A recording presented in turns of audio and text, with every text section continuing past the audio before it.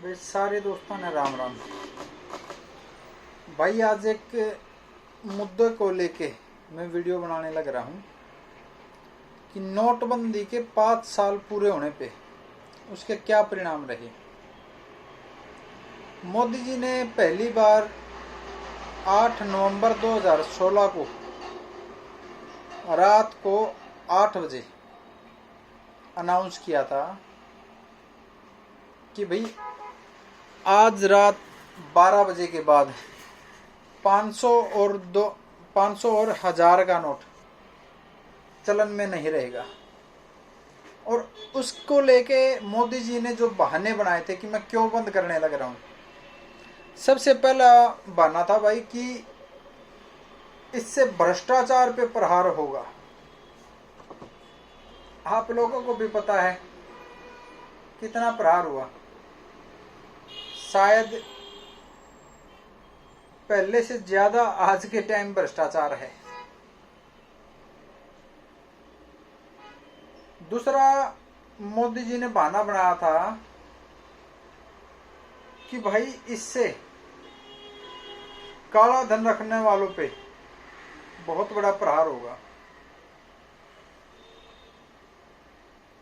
सच्चाई ये है दोस्तों, रिजर्व बैंक ने बताया था कि जो पैसा नोटबंदी के दौरान जमा हुआ है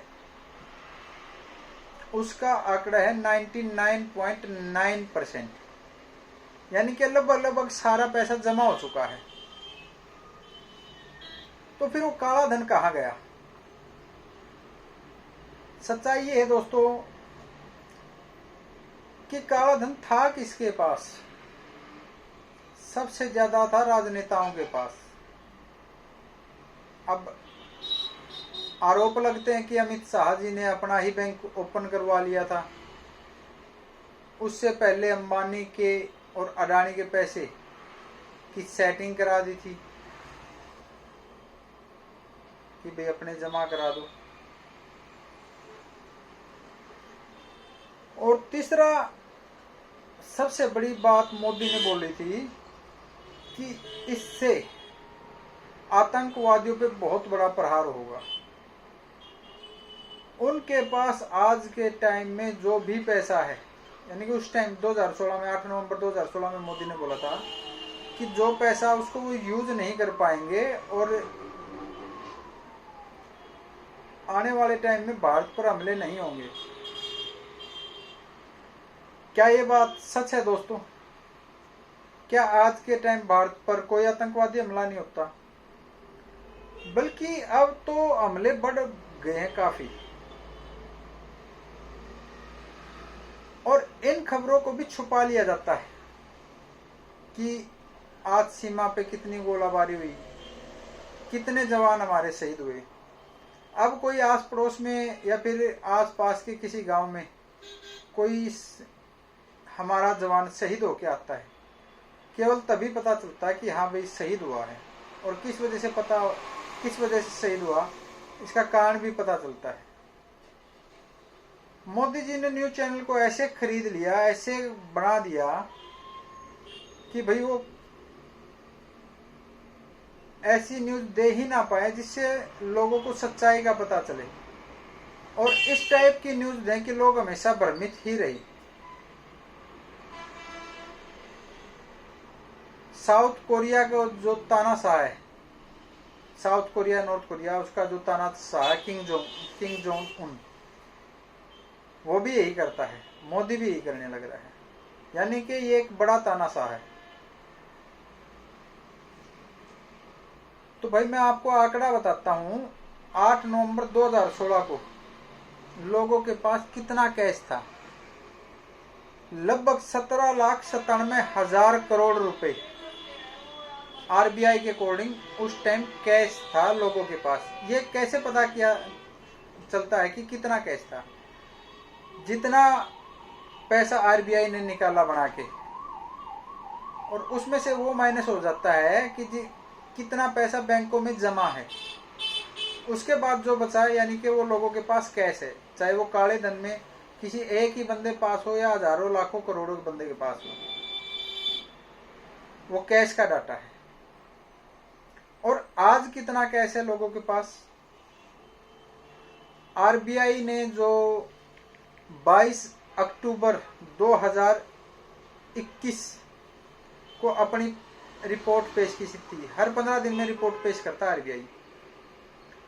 आज के टाइम है 28,25,000 करोड़ रुपए, यानी कि जितना 2016 में था उससे ज्यादा कैश, उससे ज्यादा नकदी और बहुत ज्यादा आज के टाइम है। हाँ, मैं ये जरूर मानता हूं कि बड़े शहरों में डिजिटल पेमेंट का थोड़ा चलन आया है, मगर ये कैश, इतना कैश लोगों के पास और बैंक से बाहर कैसे है। उसका एक छोटा सा कारण हो सकता है कि आज भी छोटे शहरों में और खासकर गांव के अंदर लेन देन कैश में किया जाता है। हालांकि वहां भी अभी कुछ कुछ पेमेंट गूगल पे, फोन पे और पेटीएम वगैरह से लेनी या देनी स्टार्ट कर दी है,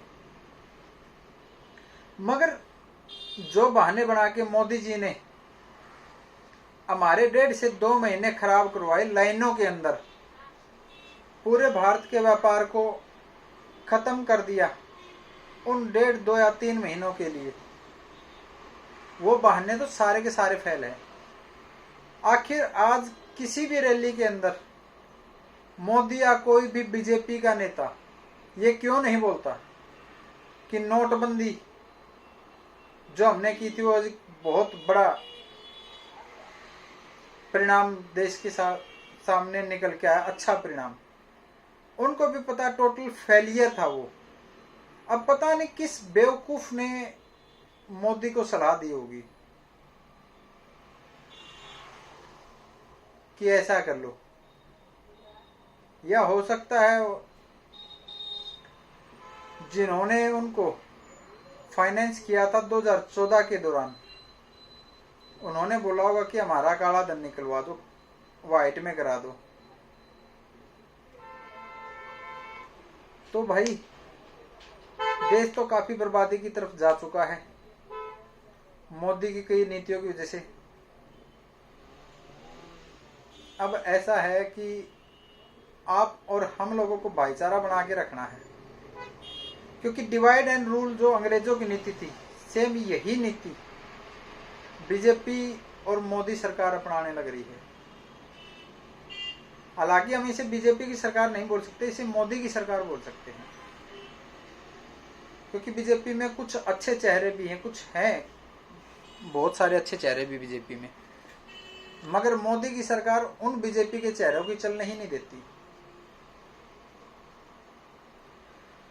तो भाई जय हिंद, जय जवान, जय किसान। आपके लिए फिर कभी एक और नई वीडियो बनाएंगे, और अब कोशिश करेंगे किसी ना किसी अच्छे मुद्दे पे और बड़े मुद्दे पे आपके लिए मैं वीडियो बनाता रहूं। आपका भाई विकास रेड्डू इगरा।